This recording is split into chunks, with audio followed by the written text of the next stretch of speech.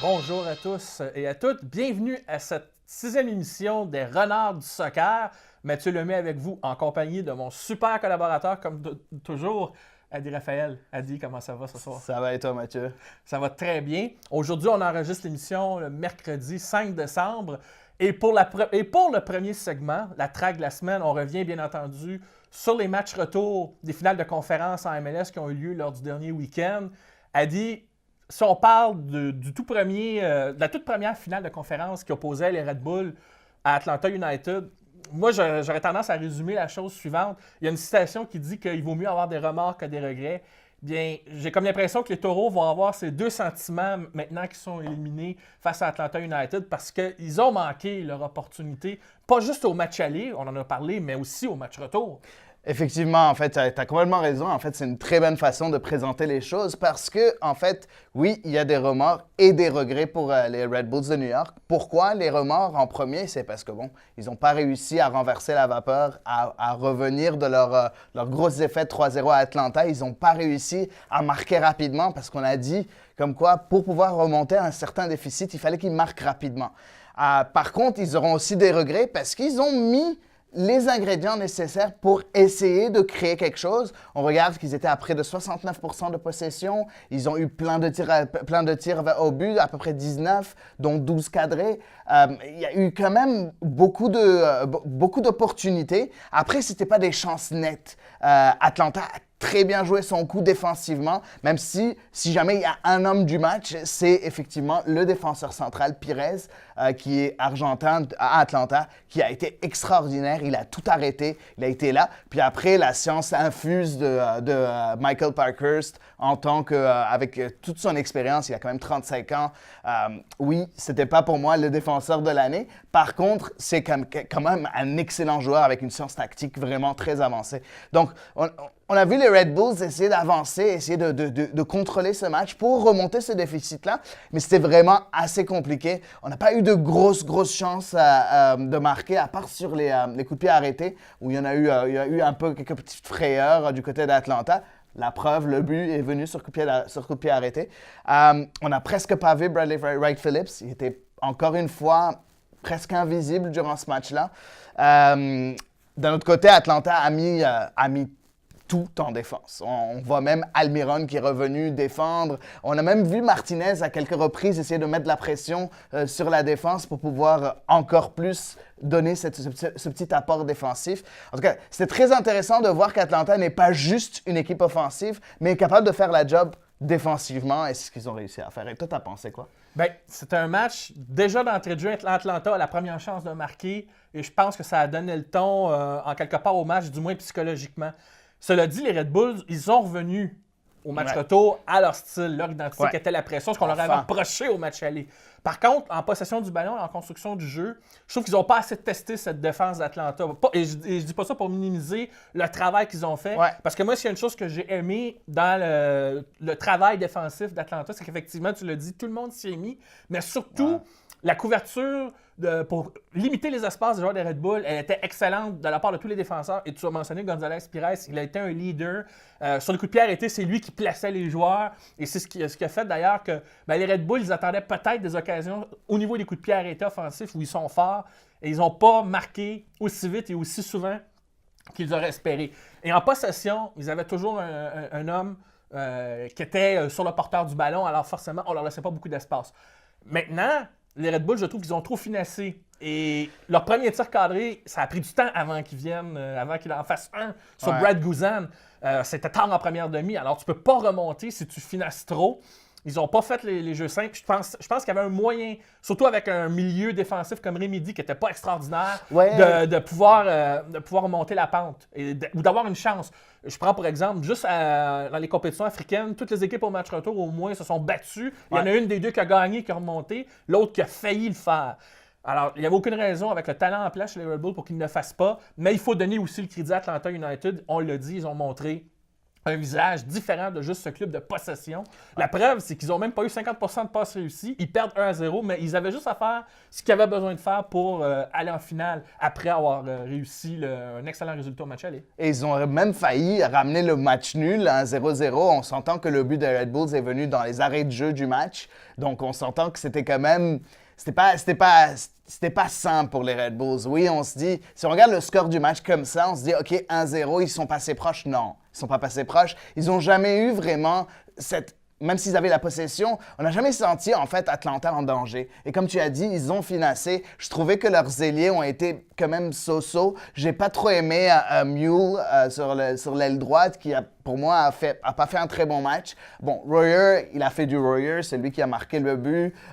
Oui, OK, mais même là, je trouvais qu'il manquait de punch, que ce soit en attaque, pour pouvoir créer ce revirement-là. Il manquait peut-être de leadership aussi. Il manquait peut-être de leadership. Pourtant, avec les joueurs qu'ils ont, ils ont le leadership. Tyler Adams, qui a disputé son dernier match sous l'uniforme du Red Bulls, qui est parti à Leipzig. C'est une très bonne nouvelle pour la MLS, qui commence encore de plus en plus à exporter ses joueurs. En tout cas, bref, ils avaient ce petit leadership, mais ouais, je pense qu'ils en auraient eu besoin d'un peu plus, t'as raison. En revanche, dans la finale de l'Ouest, tu avais prédit qu'il allait y avoir beaucoup de buts au match retour, et tu avais raison, puisque après un 0-0 au match aller, ça s'est joué vraiment au plan offensif lors du match retour à Kansas City. Et les Timbers ont réussi à nouveau l'exploit d'une victoire à l'étranger pour se rendre à leur deuxième finale en 3 ans. Eux qui ont gagné en 2015. Et qui a encore fait la différence? Nul autre que Diego Valeri, qui est actuellement le meilleur buteur des séries avec 4 réalisations à son compteur. Il y en a encore enfilé 2 contre le Sporting. Et ce qui est encore plus impressionnant, c'est que Portland n'a pas eu besoin de la contre-attaque. Juste le dernier but, en fait, parce qu'à 2-2, il passait avec les balles étrangers. Non, ça a pris, parce que Kansas City avait très bien débarré le match, et ils vont peut-être avoir eu, eux seulement, que des regrets, parce qu'ils auraient pu augmenter cette avance. Et ils ont eu un but refusé sur leur jeu qui était légitime. Mais les Timbers, ils pouvaient se contenter chanceux en se disant... Hey, c'est seulement 1-0 et Savarese les a secoués à la mi-temps. Et quand ils sont revenus, là, la dynamique a changé. Mais il a fallu quand même tout un but et tout un tir de Sébastien Blanco pour égaliser. Même Tim Melia, qui est un excellent gardien, ne pouvait pas arrêter cette frappe. Tu m'enlèves les mots, en fait, parce que tu l'as vraiment dit. Portland a remporté le match grâce à une seconde mi-temps de très haut niveau. Ils sont revenus à leur style à eux en jouant en contre-attaque. On voit qu'ils ont à peu près 40% de possession. Ils ont vraiment pas joué... ils ont joué leur jeu, le jeu des Timbers, qui est basé sur la contre-attaque avec un artisan du ballon rond qui est Diego Valeri, comme tu l'as dit. Mais par contre, tout ça n'aurait pas été possible si ce n'était du but de Sébastien Blanco, qui était vraiment l'élément déclencheur. Avant ce but-là, qui est arrivé vers la 50e minute, 53e si je ne me trompe pas, à ce moment-là, Portland n'était vraiment pas dans le match. Portland avait presque rien fait. C'était 1-0 pour Sporting Kansas City. Puis Portland, moi je me suis dit, OK, ça a l'air que Kansas City va passer. Puis après, on voit ce but venu de nulle part de Sébastien Blanco qui tire en dehors de la surface, bien en dehors de la surface, un tir lobé sur Tim Melia. On a toujours reproché à Tim Melia d'être petit de taille. Est-ce que ça va commencer à refaire parler le monde, les détracteurs de Tim Melia? J'espère pas, parce que c'est un des meilleurs gardiens de la MLS. C'est un des meilleurs tirs. C'était un tir qui avait une trajectoire tombante. Exactement. Un tir lobé vraiment très bien fait. En pleine lucarne. Je pense qu'il y a très peu de gardiens dans le monde qui auraient pu... On n'a pas vu les Red Bulls faire ça, des tirs de loin, puis on dit qu'il faut en faire de temps en temps. Donc, c'est de la lucidité d'une certaine manière. Quand tu as ta chance, tu la tentes. Il faut la prendre. Peut-être l'erreur du Sporting, c'est qu'ils ont répété pour la deuxième fois la même erreur contre le Real Salt Lake en ouvrant la deuxième mi-temps, en lâchant un peu le pied. Ils ont cessé d'appuyer sur l'accélérateur et l'adversaire leur a fait payer. Et ça, à un moment donné... Dès que ça a été 1-1, on a senti que les Timbers y croyaient. Et ce qui est impressionnant, oui, c'est vrai que c'est une équipe de contre-attaque, mais leur but, après le but de Blanco, le second, c'est un but travaillé d'arrache-pied. Parce que Melia sort, fait l'arrêt, mais Valeri est là pour aller recueillir le déchet et marquer le but qui donne l'avantage. À ce moment-là, Kansas City, dans les cadres, sont obligés là, de se compromettre. Et c'est là que la contre-attaque de Portland pouvait faire mal. Et qu'est-ce qui est arrivé? Valeri à 2-2. Parce que, le Sporting a réussi à marquer. Peut-être qu'ils ont été dérangés aussi par la réaction de la foule. On se souvient même que l'entraîneur avait dit de calmer la foule Ouais. après qu'ils avaient jeté des objets. Des objets, ouais. Ça, peut-être qu'ils vont avoir une belle petite amende aussi. Là. Et même s'ils n'avaient pas besoin, Valérie est allée mettre le clou dans le cercueil. Il faudra pas, ils l'ont dit, hein, parce que là, on va aborder la finale. Les Timbers, ils seront pas intimidés à l'Atlanta. Ils ont gagné à Columbus en 2015 alors qu'on les donnait perdants. Alors, c'est bizarre à dire, mais ils ne seront pas intimidés. Et Valérie, c'est tout un chef. Ah oui, ça va être toute une finale. En plus, on sait qu'Atlanta est plus offensive, capable de jouer en défense, et est plus offensive. Mais Portland, ils aiment ne pas avoir le ballon. Prenez-le, Atlanta, vous allez voir de quoi on est capable. Ils sont opportunistes. On a hâte. La finale se joue le dimanche, le samedi, le 8 décembre. Donc, ce samedi qui arrive, ça va être extraordinaire. Moi, j'ai vraiment hâte d'y être. Ça va être à Atlanta avec plus de 70 000 personnes. En tout cas, la MLS va bien et elle va de mieux en mieux. Donc, ça va clore notre premier segment pour cet épisode des Renards du Soccer. Puis, on prend une petite pause, on revient tout de suite. Donc, nous voilà au deuxième segment des Renards du Soccer, le Renard Bleu. Donc, comme d'habitude, on parle de l'Impact de Montréal à ce moment-là, dans ce segment-là.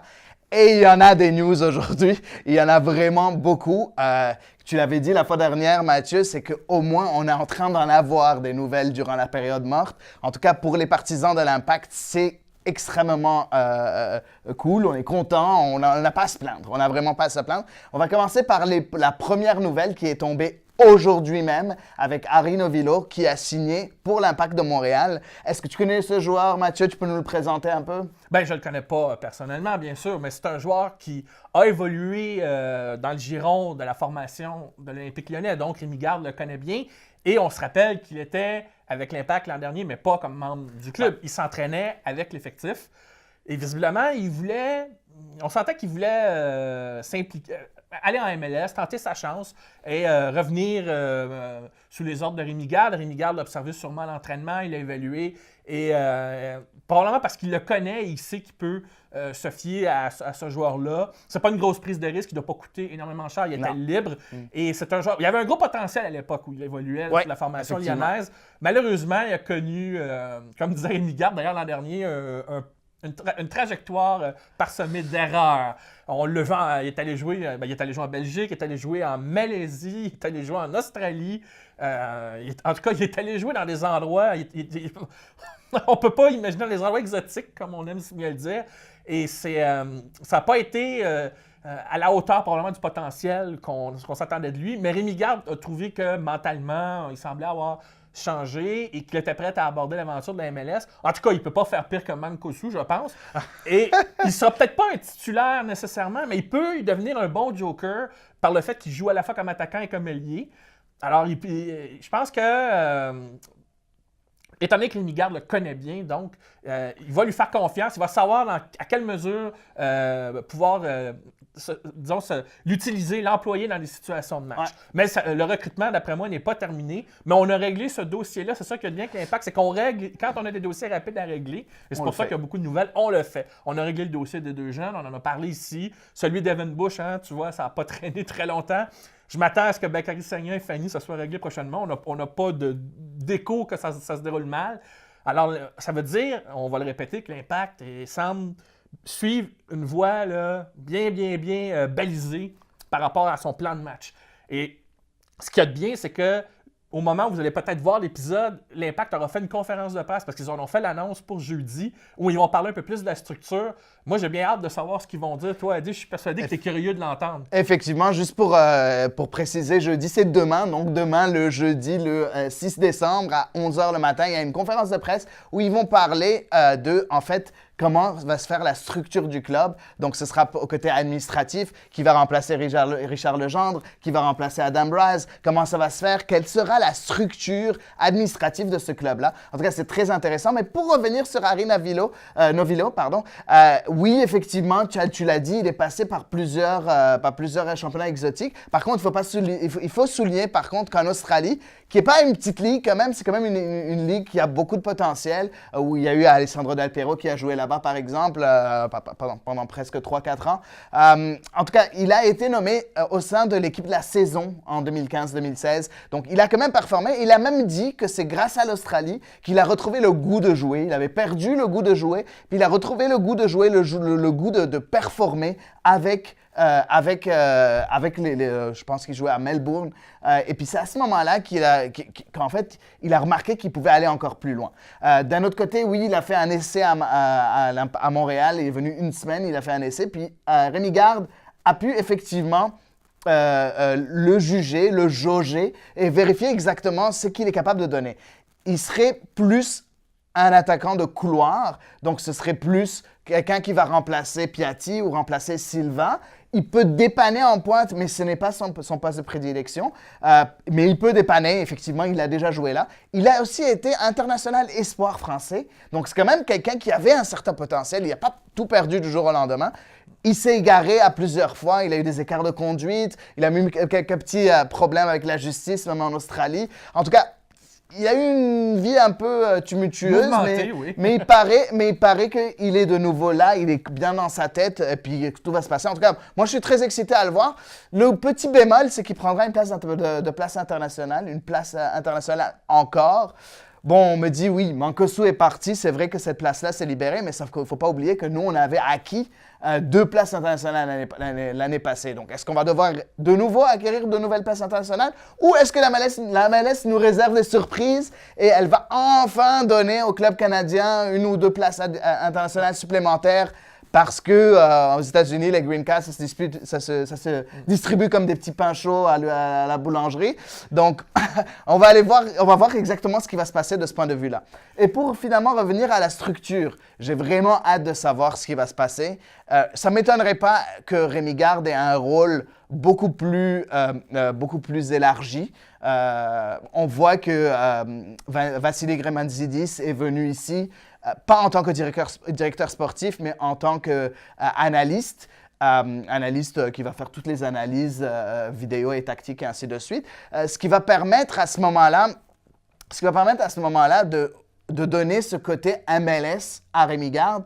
Est-ce que c'est Rémi Garde qui va se retrouver un peu en tant que manager à l'anglaise sans directeur sportif? Parce qu'on remarque qu'en Angleterre, il n'y a pas de directeur sportif. C'est toujours un manager à l'anglaise qui fait un peu les deux côtés. Est-ce qu'on va donner ces pouvoirs-là à Rémi Garde? Je suis curieux de voir ce qui va se passer. En tout cas, j'ai hâte. Pour revenir à Rinovillo, il a 26 ans, donc il n'est pas en fin de carrière. Et c'est même un âge où on n'a pas beaucoup de joueurs de l'Impact qui ont dans cette zone d'âge-là. On parle de jeunes vétérans, si on peut dire. Et au prix qu'il doit coûter, parce qu'on ne l'a pas payé, il ne doit pas être au même tarif que Mancosu, certain. C'est pas une grosse prise de risque. Et donc, je m'attends, si Rémi Garde le connaît bien et qu'il lui fasse confiance, on va voir dans quelle mesure il va aider l'équipe. Et ce qu'il y a de bien, c'est que ça ne génère pas encore de grosses attentes. Peut-être que le meilleur est à venir. Et d'ailleurs, tu parles de place internationale. On sait, il y a des noms qui circulent que Victor Cabrera pourrait partir avec le FC Cincinnati, même avant le repêchage d'expansion qui s'en vient, puisqu'on va parler des dates, mais je fais déjà le pont. Là. Et donc, ça libérait une place supplémentaire. J'ai l'impression que l'Impact, ils ont un plan clair et justement, ça nous amène aux dates qui s'en viennent. On sait qu'il va y avoir une fenêtre de quelques heures. 4 heures. 4 heures, en fait, pour faire des échanges dans la MLS, pour régler des dossiers. Le 9 décembre, donc ce sera à ce moment-là, dimanche. Le lendemain de la finale, en fait. Oui, le dimanche. Le dimanche. Et selon ce qu'on entend... Nicolas Martineau, qui l'a dit lui-même sur Twitter, comme quoi l'Impact a déjà fait une transaction. On ne sait pas laquelle. Ils ne peuvent pas le dire encore. Donc, il va y avoir du mouvement. Quel sera ce mouvement-là? Est-ce que c'était juste à Rinovillo? Est-ce que c'est possible que ce soit juste ça? Je doute très fort. Tu as parlé de Cabrera. Moi, je pense aussi à Vargas. En tout cas, il y a plusieurs personnes qui disent que ces deux-là vont partir. En tout cas, c'est très excitant. J'ai vraiment hâte à ça. Mais quel que soit le nom des joueurs, on a l'impression qu'on en revient au plan. Et je parlais de sentier bien balisé. Je pense que l'Impact, justement, ils ont un plan de match là, qui suivent à la lettre, en tenant compte du repêchage d'expansion du FC Cincinnati. C'est pour ça que je dis, ça ne serait pas impossible qu'ils négocient avec eux pour dire « OK, on vous donne ou on échange tel joueur en échange de, mettons, un montant d'allocation, quoi que ce soit, et vous ne repêchez pas les joueurs non protégés. » Des fois, il y a des petites ententes comme ça. Parce qu'il faut savoir que l'Impact a fait des... Bon, ils ont fait une petite manœuvre l'an dernier avec LAFC, mais c'était très différent. Et je pense pas que l'Impact était aussi préparé l'an dernier, même si on a bien aimé avoir Aitala comme couteau suisse avec nous. Mais là, je pense que là, ils se sont dit, là, cette année, on peut pas être dernier dans les starting blocks, comme on dit, là, au moment du départ de la course. Il faut qu'on soit prêt. Et le fait d'avoir l'Impact aussi actif alors que la finale n'est même pas jouée encore, c'est un signe. C'est magnifique. On n'avait pas vu ça.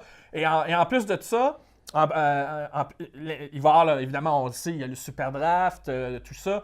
Et on commence à avoir des bons joueurs en Super Draft. Même Atlanta, ils ont un partant qui a été repêché au Super Draft. Comme quoi, c'est pas juste une question de grosses dépenses internationales qui font l'équipe. Portland en a aussi. Donc, pour aller en finale, il t'en faut des joueurs.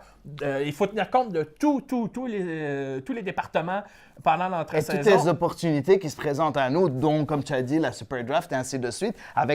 Tu envoies, je pense pas que ça coûte très cher à Joey Saputo d'aller envoyer une personne qui aille superviser un peu ces joueurs-là au niveau collégial. On voit sur Twitter, il y a une personne qui s'occupe du college soccer en français, il s'appelle Florian. Il est très instruit, il s'y connaît vraiment bien, je vous conseille de le suivre. Puis lui, il en parle très souvent. Donc, je ne vois pas pourquoi Joey Saputo et Rémi Garde ne pouvaient pas envoyer une personne pour pouvoir choisir enfin des joueurs qui ont du sens dans cette Super Draft-là, parce qu'on s'entend que l'Impact de Montréal n'a pas eu grand-chose depuis avec ce Super Draft. On voit que Andrew Wenger, qui était le premier choix de l'Impact à la Super Draft lors de la première année de l'Impact en MLS, et il a déjà pris sa retraite à 27 ans. Ça n'a pas été un franc succès. On a vu Fisher qui a été maintenant...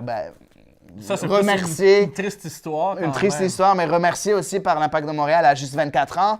On voit Cameron Porter aussi qui s'est fait les ligaments croisés 2 fois, qui a mis un terme à sa carrière. En tout cas, l'Impact n'a jamais eu vraiment ce qu'il faut pour amener ces talents-là. Et pourtant, il y a de bons joueurs. Je dirais jamais, ça va jamais être des joueurs extrêmement dominants, mais ça va être de bons couteau suisse, comme tu le dis, ou bien de bons joueurs de rotation qui seraient capables de faire ça. En tout cas, j'ai hâte. C'est super intéressant tout ça. Et puis, tu l'as bien dit, il y a un plan défini. Je l'appelais le plan Garde. Je suis sûr que c'est Rémi Garde derrière tout ça. Si ce plan-là, pour résumer, dans le fond, ce qu'on vient de dire, si ce plan-là permet de passer de la théorie à la pratique par rapport à ce que Saputo a dit, oui, on a sous-estimé la MLS, mais là, on va faire plus attention et donc maximiser, améliorer l'aspect recrutement et dans tous les départements, donc pas juste au niveau international. Il a tout lieu à penser que l'Impact 2019, il va y avoir un gros progrès qui va se faire, et pas juste là, au niveau du jeu, puisque Rémi Garde a parlé d'avoir une équipe qui possède un peu plus le ballon, mais aussi au niveau là, du contenu global et des alternatives au niveau de l'effectif, comme moi j'ai hâte de voir.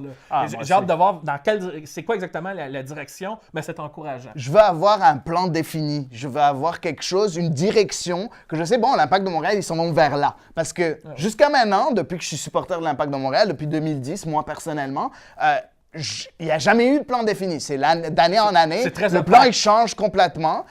Maintenant, on voit... Ou c'est très opaque. Ou c'est très opaque. Donc, maintenant, on voit une certaine direction vers laquelle le club s'en va. En tout cas, et moi, je jubile, je suis content. J'ai hâte de voir ce que ça va donner. Ça va clore notre second segment sur l'Impact de Montréal, le Renard Bleu. On va prendre une petite pause. On revient tout de suite avec le troisième. On vous a une petite surprise. Nous sommes de retour pour le troisième segment de l'émission Les à côté du gibier. Et pour le sujet de ce troisième segment, bien, on va décider de vous parler de la Ligue des champions CONCACAF, puisque le tirage pour les huitièmes de finale, parce qu'il n'y a plus de phase de groupe depuis l'an dernier dans cette compétition. Donc, les huitièmes de finale, le tirage a lieu et on sait maintenant qui va affronter qui, notamment parmi les équipes de la MLS. En fait, il ne reste qu'un seul dossier, c'est la finale pour savoir qui, dépendamment du gagnant, va affronter l'Atlético Pandoja, une équipe de République dominicaine. Est-ce que ce sera les Timbers de Portland si les Timbers de Portland gagnent ou les New York Red Bulls dans le cas où Atlanta United gagne, puisqu'Atlanta est déjà qualifié. Atlanta, eux, vont affronter une équipe qui s'appelle Herediano, c'est une équipe du Costa Rica. Le Toronto FC, oui, je sais, on ne les aime pas, ils ont gagné le championnat canadien. Eux, ils vont se coltiner une équipe du Panama, c'est le Independiente. Ça sera une première dans ce cas-ci pour le Toronto FC d'affronter une équipe panaméenne. Il y a beaucoup de premières en fait. Et dans les autres équipes qui sont là, on a les vainqueurs de la US Open Cup de l'an dernier, de cette année, c'est-à-dire le Dynamo de Houston, qui, eux, vont affronter une équipe du Guatemala, qu'on appelle, si je le prononce bien, le Guastatoya, je pense, ou Guastatoya, Guastatoya, ouais. une petite équipe du Guatemala, tandis que le Sporting Kansas City, eux, vont avoir une grosse commande puisqu'ils vont se frotter à une équipe mexicaine, le Toluca FC. C'est pas la meilleure équipe de la Liga MX, mais c'est quand même un gros morceau pour ces huitièmes de finale. Toi, Adi, qu'est-ce que tu penses de ce calendrier et des adversaires? Est-ce que la MLS va avoir encore une chance d'amener peut-être une équipe en finale de la Ligue des champions, comme Toronto l'an dernier le fait contre le Guadalajara, qui ne sont pas là cette année, vu qu'ils ne se sont pas qualifiés? Oui, ben écoute, en fait, parmi ces 4 équipes-là de la MLS, je trouve que, à part Sporting Kansas City, qui a quand même une tâche assez lourde, on s'entend que les équipes mexicaines, quelle que soit leur place au classement en Liga MX, ça reste des adversaires redoutables et assez coriaces. La MLS n'a pas un très bon record face à des équipes mexicaines. Donc, je pense qu'à part ce match-là, qui va être un peu compliqué pour Sporting Kansas City, ce serait une surprise que les 3 autres clubs ne gagnent pas leur match. En tout cas, moi, je serais très surpris. Et je pense qu'ils sont favoris, les 3 autres, que ce soit Toronto, que ce soit le Dynamo de Houston, ou que ce soit les Red Bulls, soit à ce moment-là les Timbers. Et même Atlanta, c'est sûr. On s'entend qu'Atlanta est favori. Bon, après, il faut voir aussi que d'ici là, quels seront les changements dans l'effectif. Parce que les équipes, comme on les connaît maintenant, elles sont amenées à changer. On s'entend qu'à Atlanta, on parle beaucoup d'Almiron qui ira en Première Ligue. On parle de Newcastle, on parle d'Arsenal, on parle de plusieurs équipes qui sont là-dessus. On parle de Joseph Martinez a confirmé comme qu'il serait là l'année prochaine, donc il n'y aura pas de surprise de ce point de vue-là. Quel sera l'entraîneur d'Atlanta, par exemple? Tata Martino qui s'en va entraîner l'équipe nationale mexicaine. Pour Toronto, on s'entend qu'ils viennent de sortir d'une saison, mais vraiment calamiteuse. Comment ils vont se reprendre? Le gros flop, Grégory Vanderville, est-ce qu'il va pouvoir commencer à montrer pourquoi il a été signé pour autant d'argent et pourquoi il a été signé par Toronto FC? Qui va s'en venir à Toronto? Qui va quitter Toronto? Et on a parlé d'Altidor qui serait à ce moment-là intéressé par un nouveau challenge, que ce soit même soit au Mexique, soit en Australie. Il y a eu même de certaines rumeurs qu'il envoie en Europe. En tout cas, est-ce que Giovinco va revenir à Toronto? Il s'avère que oui, mais on attend encore. Pour Houston a eu une saison en montagne russe, même, je vais dire en montagne russe, juste parce qu'ils ont été bons à US Open Cup, mais au sein de la MLS, ils ont eu une saison aussi calamiteuse. Le gros problème de Houston, c'est qu'ils n'ont pas de défense et que Cabrera prône un jeu extrêmement offensif et qu'il oublie qu'en fait, dans le soccer, il y a aussi de la défense le secteur défensif où il faut travailler. En tout cas, moi, je ne suis pas très fan de Cabrera. En tout cas, donc, c'est intéressant de voir quelles seront ces équipes-là, qui aura les bons effectifs, quels seront ces effectifs. Est-ce que ces personnes-là, ces joueurs-là seront bien assimilés par le collectif? En tout cas, je suis curieux de voir ce qui va se passer lors de cette première ronde. Il ne faut pas oublier que cette compétition-là commence quelques jours avant, même quelques semaines avant le début de saison de la MLS. Donc, ces équipes-là seront déjà dans un mode de préparation différente. Le premier tour des huitièmes de finale, en fait, aura lieu le 19 ou le 21 février. On n'a pas fixé la date précisément, mais on a fait un choix de 2 dates pour chaque ronde. Ouais. Et la finale aura lieu au début du fin avril, début mai, je pense. Tout ça pour dire que le parcours va être ardu, mais l'an dernier, on se rappelle, l'équipe de la MLS, on les voyait pas gros dans notre soupe. Et finalement, progressivement, on avait 2 clubs en demi-finale. Ouais. Donc, c'est pas impossible. Ce qui est exceptionnel, c'est que l'an dernier, on se disait, il y a un club MLS qui affronte un autre club MLS en 8e. Ce qui n'est pas le cas cette année. Ils ont fait un peu à la manière comme on fait en Europe, c'est-à-dire un club d'un pays différent qui en affronte un autre. Ça, c'est logique. Et ça, je trouve ça très intéressant. Cela dit, ça veut dire qu'au tour... Admettons qu'une équipe passe au tour suivant, tu peux tomber sur des équipes comme le Santos Laguna qui sont de retour. Tu peux tomber sur Monterrey quand on parle d'équipes mexicaines. Ou les Tigresses. Qui sont encore là. Alors, ou bien, on ne sait pas exactement sur qui tu vas tomber. Et mais c'est des matchs qui vont se disputer. Puis dans ce tournoi-là, tu sais pas ce qui peut se produire. Tu parlais du Dynamo. Ils ont beaucoup de joueurs quand même, sud-américains, il y en a qui sont rompus à cette compétition. Ils ont le potentiel de surprendre parce qu'ils sont offensif. Oui. Pas défensif. C'est ça le problème. Il faudra voir le recrutement. Ouais, mais exactement. Ils n'ont pas l'adversaire le plus, on va dire, le plus dur. Non. Toronto aussi, ils n'ont pas l'adversaire le plus dur, ils vont pouvoir se relancer, mais est-ce que ça va être suffisant, même s'ils vont avoir un sentiment de revanche d'avoir échappé la finale l'année dernière, mais en même temps, avec la saison qu'ils ont connue, puis on a senti un ralentissement, ils ont besoin de force fraîche pour raborder cette compétition-là. Puis on sait que, les équipes mexicaines, là, depuis que la nouvelle formule de la Ligue des champions, en fait, même 2 nouvelles formules, ils ont tout raflé depuis une dizaine d'années. Alors, c'est certain qu'ils ne voudront pas perdre cette compétition. Ouais. Il y aura encore un club mexicain, mais il y a une première fois à tout. On a hâte de suivre, de suivre la compétition. Moi, en tout cas, j'ai hâte de voir aussi. Ça va nous donner une idée aussi des recrutements et comment ces équipes-là évoluent, mais aussi. C'est là qu'on va suivre quelle équipe va s'en sortir en MLS si jamais le parcours se prolonge. Parce qu'on se dit, c'est toujours comme, pour l'instant, je ne dirais pas que c'est un discours, mais c'est un constat. Les équipes en MLS qui vont loin en Ligue des champions, ils ont des mauvais débuts de saison. On se rappelle l'Impact. À part les Red Bulls. À part les Red Bulls. Les Red Bulls qui ont fait la demi-finale l'année passée. L'équipe B a impressionné autant que l'équipe A. Exactement, et c'est grâce à leur système et à tout leur côté formation et tout le club qui est extrêmement bien structuré qui a fait en sorte qu'effectivement, ils ont gagné le Supporter Shield malgré le fait qu'ils aient joué la Ligue des champions. Contrairement à Toronto qui a tout mis sur cette Ligue des champions et qui a complètement oublié la saison en MLS en disant « Ouais, on va se rattraper ». Non, tu te rattrapes pas en ayant jeter à la poubelle tes 10 premiers matchs, parce que c'est ça qu'ils ont fait. Ils n'avaient peut-être pas évalué leur équipe B aussi bien et leur équipe A était un peu surchargée. Exactement. Et là, tu mentionnes les Red Bulls, comme je l'ai dit tantôt, les Red Bulls sont dans l'attente de la finale. Et l'ironie, c'est que s'ils veulent participer à la Ligue des champions cette année, ils doivent espérer qu'Atlanta gagne cette finale. L'équipe qui les a éliminés. C'est cruel, mais c'est ça, parce que les Red Bulls, malgré leur Supporter Shield, le fait que, à cause du changement de règle de l'an dernier, il y a des équipes qui n'ont pas participé, mais qui s'étaient pourtant qualifiés l'an dernier et en 2017, qui ont droit. C'est comme ça que justement le Dynamo a eu droit à cette qualification. La US Open Cup a comme pris préséance. Et c'est pour ça que les Red Bulls, selon les règles, sont un peu en attente. Alors que les Timbers, si les Timbers gagnent la finale, c'est eux qui rentrent. Ils ont leur destin en main, comme tu l'as dit. On va juste un peu s'amuser, Mathieu. Je t'ai pas dit en ronde, mais j'aimerais bien un peu qu'on s'amuse. Et j'aimerais qu'on se lance comme ça, juste comme ça, sans arrière-pensée. J'aimerais qu'on se lance sans un pronostic. Si jamais tu as te donné un pronostic pour cette finale de la MLS, c'est quoi que tu donnerais? Je vais donner moi mon pronostic à moi. C'est juste comme ça, juste pour le fun, pour s'amuser. Qu'est-ce que tu penses? Moi, je dirais 2-2 puis ça finit en prolongation, la finale. Pour qui? Qui est le vainqueur? J'ai le goût de prendre pour l'underdog Portland, mais si Atlanta gagne, ça sera aussi logique. Là. Okay. Mais tant qu'à faire un pari... Réponse finale! Non, je me suis mouillé. J'ai dit Portland.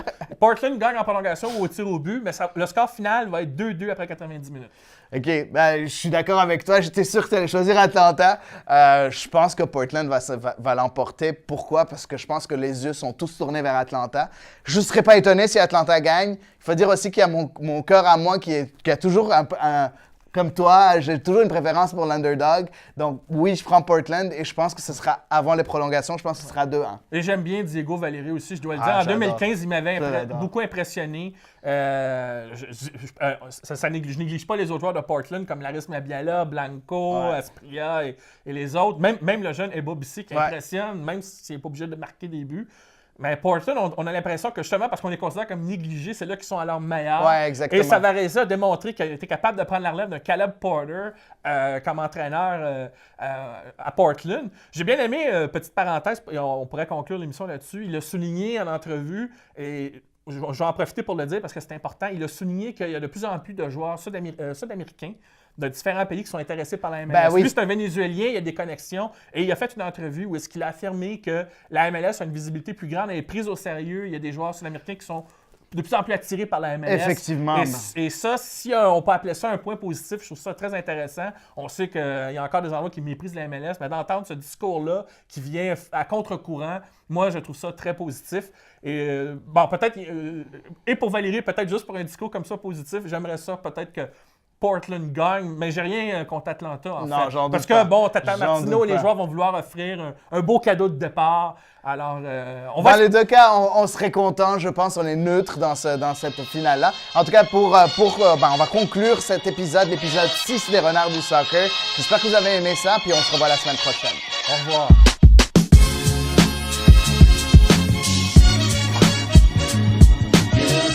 Ouais, mais genre, on met ce qui déjeune, je l'ai dit sur tous les tweets. Ouais, là, c'est pas grave, là. Ouais, ouais, non, non, ça. Ouais, non, non. Ah, mais attends, mais à un moment donné, il me semble dans le dernier épisode, on avait entendu un peu nos... Ouais. T'avais coupé juste, mais on a entendu. Ce qui serait drôle, c'est que t'entends un mini-fuck à la fin pendant la musique du générique. Parce que lui, il a pas coupé. Lui, il a pas coupé. Ouais, justement.